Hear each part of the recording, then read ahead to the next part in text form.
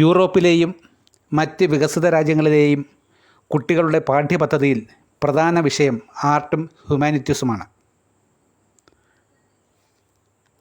മറ്റെല്ലാ വിഷയങ്ങൾക്കും ആർട്ടും ഹ്യൂമാനിറ്റീസും കഴിഞ്ഞിട്ടുള്ള പ്രാധാന്യമേ അവർ കൊടുക്കാറുള്ളൂ. അവർ അവരുടെ കുട്ടികളുമായി ആഴ്ചയിൽ ഒരു തവണയെങ്കിലും ആർട്ട് ഗാലറികൾ സന്ദർശിക്കാൻ സമയം കണ്ടെത്തുന്നു. അതുകൊണ്ട് തന്നെ അത്തരം രാജ്യങ്ങളിലെ കുട്ടികൾ നിയമം അനുസരിക്കുന്നവരും മൂല്യബോധമുള്ളവരും സംസ്കാരം ഉള്ളവരുമായി വളരുന്നു. നമ്മുടെ നാട്ടിൽ സ്വന്തം കുട്ടികളെ ഒരിക്കൽ പോലും ആർട്ട് ഗാലറിയിൽ കൊണ്ടുപോകാത്ത മാതാപിതാക്കളാണ് ഭൂരിഭാഗവും. എന്നു മാത്രമല്ല, ഒരിക്കൽ പോലും ആർട്ട് ഗാലറികൾ കാണാത്തവരാണ് പല മാതാപിതാക്കന്മാരും.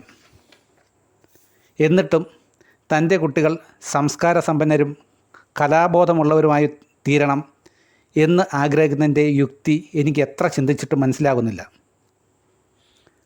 കലയില്ലാത്ത മനുഷ്യർ വാലും കൊമ്പും ഇല്ലാത്ത പശുക്കളാണ് എന്ന ആചാര്യവചനം ഒരു കാലത്ത് നിലനിന്നിരുന്ന നമ്മുടെ നാടാണ് ഇത്രമേൽ അധപ്പതിച്ചത് എന്ന് ദുഃഖത്തോട് മാത്രമേ ഒരു കലാകാരനായ എനിക്ക്, അല്ലെങ്കിൽ ഒരു കലാസ്നേഹിയായ എനിക്ക് പറയാൻ കഴിയൂ.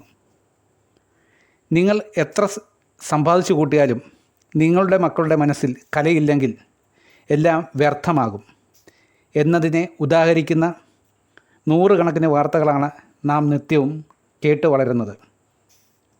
കുട്ടികളെ മനുഷ്യരാകാൻ കല പഠിപ്പിക്കുക മാത്രമാണ് ഏക വഴി. ശില്പി ഗുരുപ്രസാദ് അയ്യപ്പൻ.